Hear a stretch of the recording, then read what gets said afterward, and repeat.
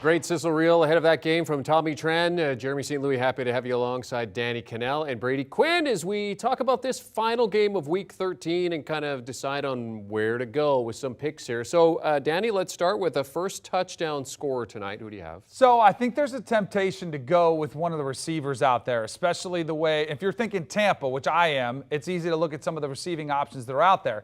But I think one of the keys to this offense, if they're going to have some success, is to get Leonard Fournette going, especially in the red zone. When they get down there, it's been a little bit of a challenge. He doesn't have that receiving tight end threat like he's had in Rob Gronkowski, and it's been a big issue for Tom Brady here late. So I think in the red zone, when they get down there, they're going to want to punch it in. I'm going to go with Leonard Fournette there. Not bad odds, too, at plus 600.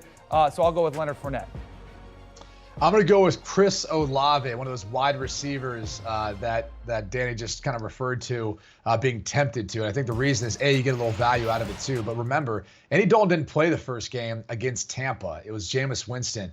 I do feel like Dalton and Chris Olave have a good rapport together. He's averaging about 8.5 targets per game. Last time in this matchup, too, 5 receptions for 80 yards. So I do think there's some potential for one of the most consistent pieces in the passing game, at least at the receiver position for the Saints this year, and it's stepping up and being maybe not so much an afterthought if you look at the roster and who they have out there, but a guy that finds his way into the end zone for the first touchdown. So to me, the value there, the risk outweighs, or excuse me, the reward outweighs the risk. Yeah, Chris Olave, 822 yards receiving, has been one of the breakout players in this NFL season. All right, Brady, what about an anytime touchdown scorer in this game?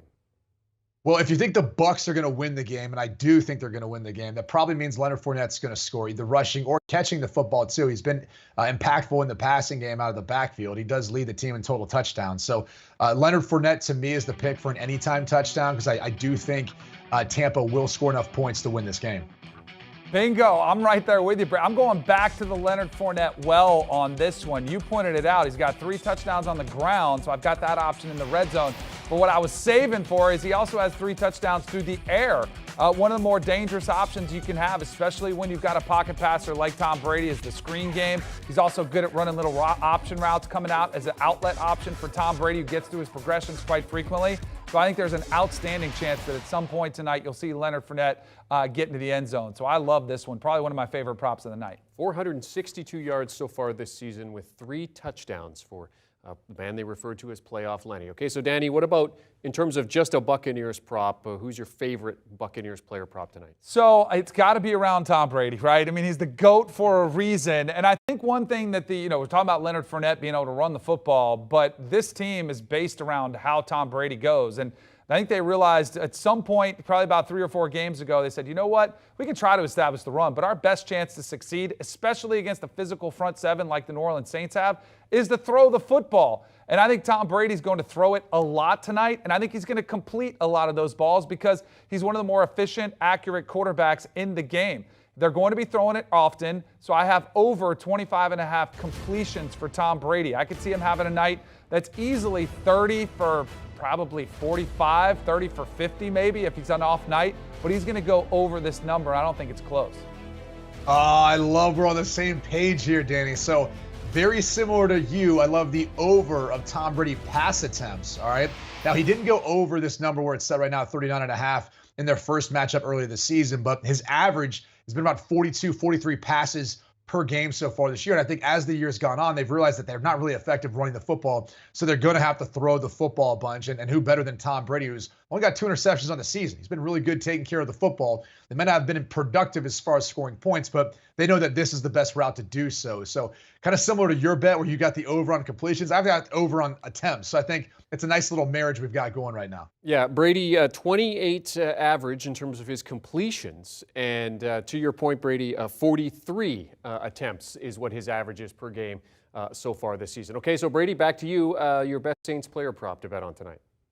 I don't feel great about this one, but honestly, it's hard to feel great about the Saints offense after what we saw last week versus the San Francisco 49ers. That's a good defense, by the way. So getting goose egg probably isn't the worst thing in the world, but this has been an offense, too, that's really struggled. We talked about Alvin Kamara only finding the end zone one time, but in my opinion, he's your best player offensively. So I'm betting on the fact that he hits the over of 12.5 rushing attempts in this game. I know the Tampa Bay Bucs have athletic linebackers. They're good against the run, but the problem is with the way Dalton struggled, I think they're going to have to feed Kamara a little bit more. So this has more to do with scheme and hunch than anything else, more so than what we've seen this year. Now, if you add up his total average rushing attempts in the season, he is over this number at 13 rushing attempts per game. So he should hit that, and I think they need to hit that if they have any chance of winning and putting up any productivity on offense.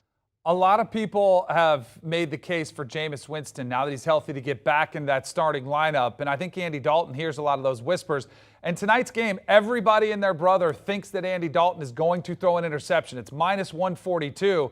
But to not throw an interception under a half, you can get plus money. And if you've noticed, early when Andy Dalton was playing, when Jameis Winston was still hurt, he was chucking around a little bit loose with the football. It was like, why are we playing Andy Dalton? We thought he was going to give us better touchdown-interception ratios, and he's out there throwing picks all over the place. Well, I think one of the reasons they've decided to stick with Andy Dalton is he's made better decisions and protected the football the last couple games. And I think with the threat of him possibly losing his job, he's being more conservative. He's not giving the other team the opportunity to get those picks. So I'm going to say Andy Dalton plays a clean game tonight with 0 interceptions. Okay, 14 touchdowns, 7 interceptions so far this season for Dalton in 9 games as a starter. All right, so 4-8 versus 5-6 with the host favored by 3 points. The total sitting at 41, Danny. So this one's tough. When I gave this pick, I was 3.5, and now I'm only getting 3. I'm going to go ahead and take the dog here. I'm going to take the Saints. They're just playing with a little bit more desperation. I don't think they're a bad of team as their record says they are. I think they'll be a tougher out, and I think this is more about the Bucs not being this just surefire lock as you would normally think they are. I think they're a little bit more vulnerable. So I think this game is close. I think the Bucs win. I think ultimately Brady will find a way to keep this team in the playoff race at the top of the division. But I think the Saints aren't going to go down without a fight in a lower scoring affair. I'll take the Saints in the field goal. All the trends, Danny, would lead to what you're talking about. I believe I saw a stat that the Tampa Bay Bucs have been favored in all 11 games this season. And they're the only team to ever be favored in all 11 and then have a losing record at this point. So that and the fact that they've got an awful record against that spread that they've been up against all year. That being said, it's December. It's time for Tom Brady to turn it on. They obviously have to start playing their best football and try to make a run into the playoffs because they are going to win the NFC South division, even as bad as it's looked this year and what the record looks like at this point in time. Someone's got to represent the NFC South. Someone's got to go on into the playoffs. It's going to be the Bucs. So I'm going to go ahead and lay the 3 points there. I actually feel great about this number now that I don't have to deal with that hook.